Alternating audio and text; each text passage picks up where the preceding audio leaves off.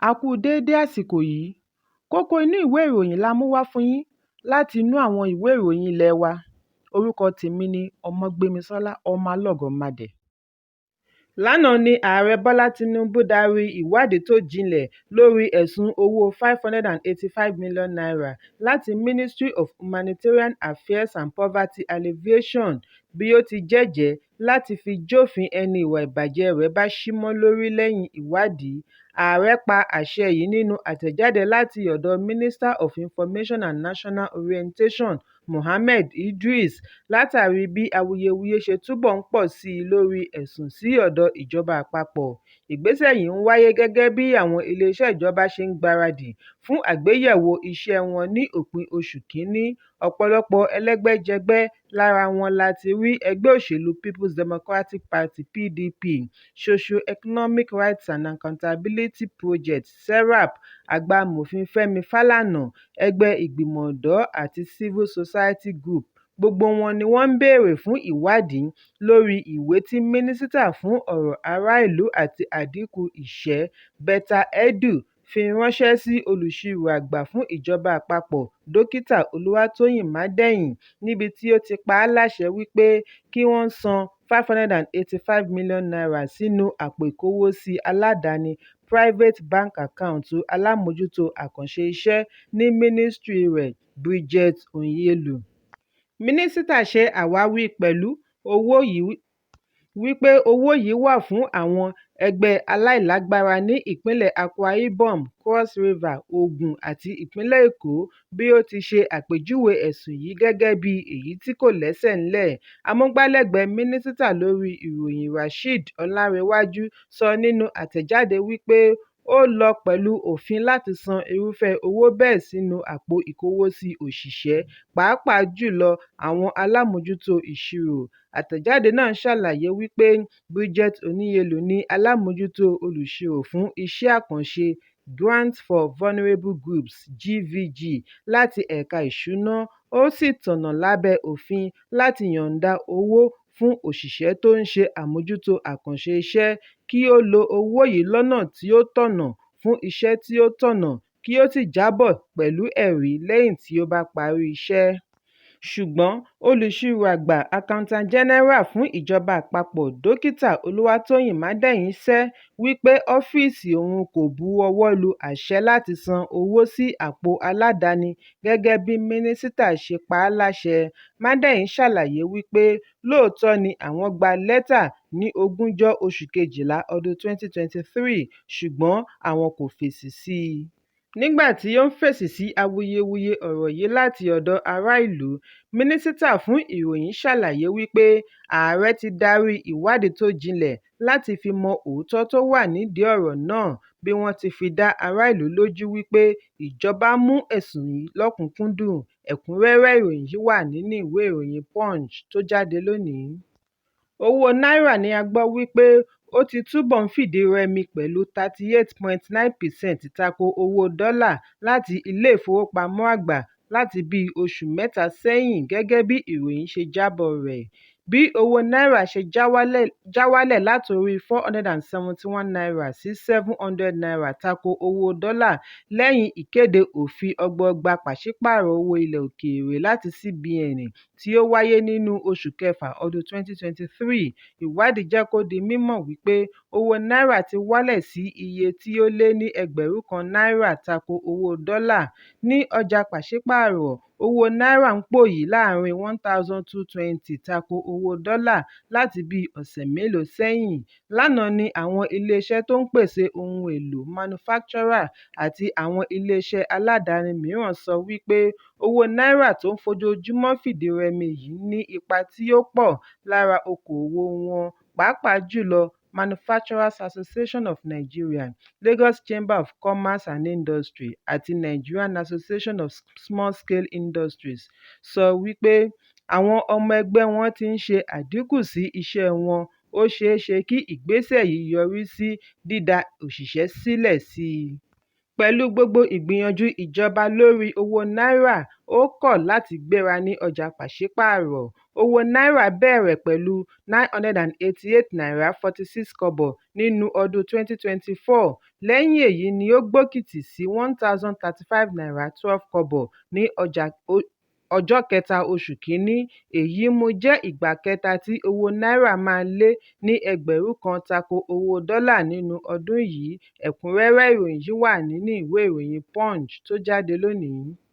Àwọn alámòójútó iléeṣẹ́ Dangote ti sọ̀rọ̀ láti fèsì sí awuyewuye àwọn tí ọ̀rọ̀ kàn lẹ́yìn ìkọlù tí àjọ tó ń gbógun ti ìwà ìbàjẹ́ àti ìṣòwò ìlú kúmọkùmọ EFCC ṣe sí olú iléeṣẹ́ wọn ní ìpínlẹ̀ Èkó, bí wọ́n ti sọ wípé àwọn ti ṣetán láti ran àjọ EFCC lọ́wọ́ nínú ìwádìí wọn. Nínú àtẹ̀jáde ní iléeṣẹ́ àkọ́kọ́ tí ó pẹ̀ka jù ti ṣe àlàyé wípé àwọn gba lẹ́tà láti ọ̀dọ̀ àjọ EFCC ní ọjọ́ kẹfà oṣù Kejìlá ọdún 2023 níbi tí wọ́n ti ń béèrè fún àlàyé lórí gbogbo ìdúnàdúrà wọn lórí pàṣípààrọ̀ owó pẹ̀lú ilé ìfowópamọ́ àgbà CBN bẹ̀rẹ̀ láti ọdún Kínní ọdún 2014 títí di àsìkò yìí. Wọ́n ní kì í ṣe iléeṣẹ́ Dangote nìkan ni wọ́n ti ń ṣe ìwádìí. Wọ́n fi irúfẹ́ lẹ́tà bẹ́ẹ̀ ránṣẹ́ sí iléeṣẹ́ 51 mìíràn, 51 Group of Companies. Àtẹ̀jáde náà tẹ̀síwájú wípé iléeṣẹ́ Dangote fèsì ránṣẹ́ sí àjọ EFCC wípé àwọn rí lẹ́tà wọn gbà bí wọ́n ṣe ń béèrè àlàyé lórí àwọn ẹ̀ka wọn yòókù. Bákan náà ni wọ́n ń béèrè fún àsìkò díẹ̀ láti fi ráàyè ṣàwárí gbogbo ìwé ẹ̀rí wọn tí wọ́n gbà láàárín ọdún mẹ́wàá. Ṣùgbọ́n àjọ EFCC kò pèsè àlàyé, bẹ́ẹ̀ ni wọn kò fún wọn ní àsìkò tí wọ́n ń béèrè fún. Pẹ̀lú gbogbo ìdíwọ́ yìí ni Dangote Group ṣe ṣèlérí àti pèsè ohun tí wọ́n fẹ́ ní ìpele bí wọ́n ṣe ń rí ṣàjọ. Ọjọ́ kẹrin oṣù Kínní ọdún 2024 ni wọ́n kọ́kọ́ yọ̀ǹda ìwé ẹ̀rí ìpele àkọ́kọ́ fún àjọ EFCC, ṣùgbọ́n àjọ EFCC kọ̀ láti gba ẹ̀rí wọ̀nyí bí wọ́n ṣe yarí wípé àwọn yóò ṣe àbẹ̀wò sí ọ́fíìsì wọn láti wá gba àwọn ìwé ẹ̀rí kan náà yìí fúnra wọn. Àwọn aṣojú wọn ṣì wà ní iléeṣẹ́ àjọ EFCC ní ikọ̀ EFCC ya lọ sí iléeṣẹ́ Dangote láti béèrè fún ìwé ẹ̀rí ní ọ̀nà tí ó fẹ́ jọ ti àbùkù. Bákan náà ni àjọ EFCC kò kó ìwé ẹ̀rí kankan kúrò ní iléeṣẹ́ Dangote nítorí gbogbo rẹ̀ ti fẹ̀kàntẹ́lẹ̀ bọ́ọ̀dì sọ́dọ̀ wọn. Iléeṣẹ́ Dangote ní ó ṣe pàtàkì láti ṣe àlàyé wípé wọn kò fi ẹ̀sùn kan iléeṣẹ́ wọn kankan, àwọn kan ń gbìyànjú àti ran àjọ EFCC lọ́wọ́ nínú ìwádìí wọn ni gẹ́gẹ́ bí ọmọ orílẹ̀-èdè tó pa òfin mọ́. Wọ́n ní àgbáríjọ iléeṣẹ́ wọn jẹ́ ọ̀kan gbòógì tí ó ń sa ipá tirẹ̀ fún ìdàgbàsókè ọrọ̀ ajé orílẹ̀-èdè, agbanisíṣẹ́ jùlọ ní ẹ̀ka ti aládàáni àti ọ̀kan lára iléeṣẹ́ tó ń san owó orí jùlọ lórílẹ̀-èdè. Ẹ̀kúnrẹ́rẹ́ ìròyìn yìí wà nínú ìwé ìròyìn Vanguard tó jáde lónìí. Ìwádìí ti jẹ́ kó di mímọ̀ wípé àìsí owó àfojúrí cash scarcity túbọ̀ ń peléke sí i ní ilé ìfowópamọ́ lórílẹ̀-èdè.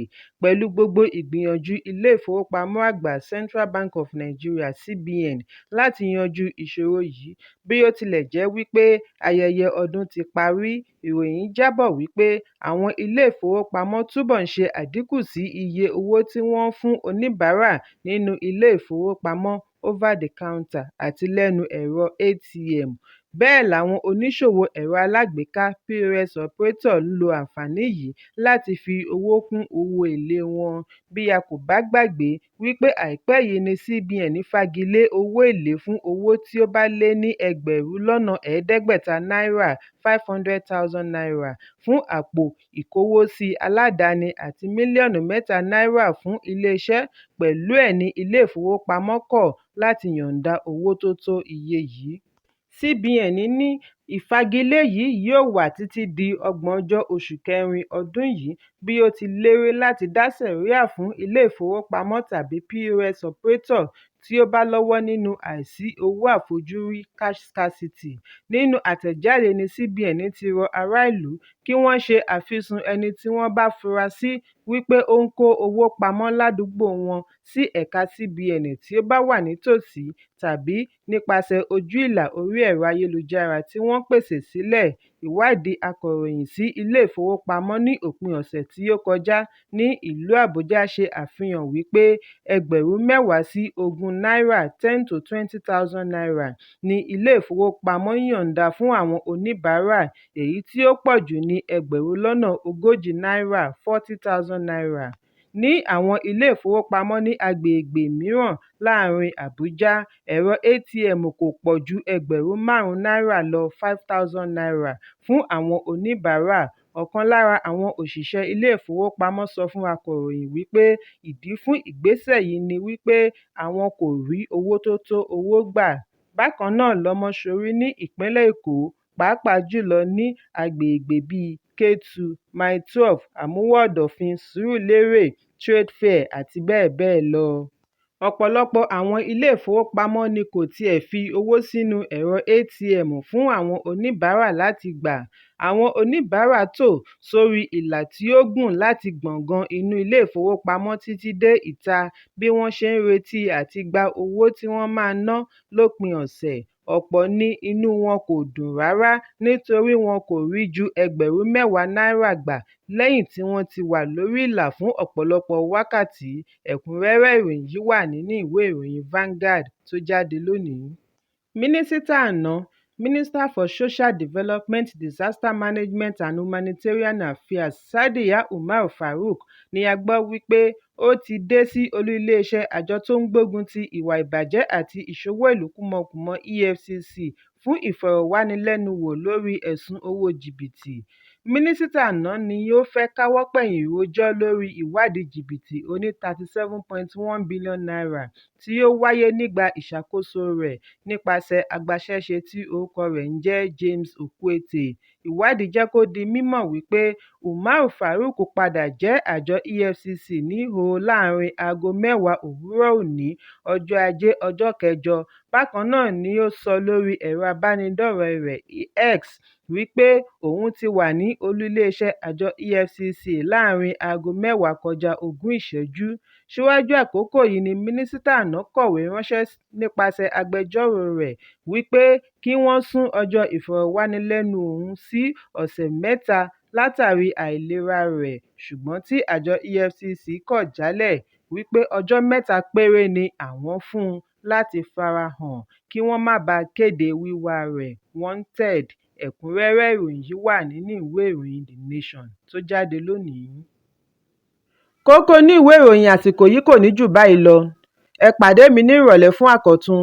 Kí a tó lọ, ẹ má ṣaláì fi àríwísí yín ránṣẹ́, ìyẹn comment, kí ẹ sì bá wa subscribe sójúnà wa lórí YouTube kí Kókó ní ìwé ìròyìn lè máa tẹ̀ yín lọ́wọ́ ní kíákíá.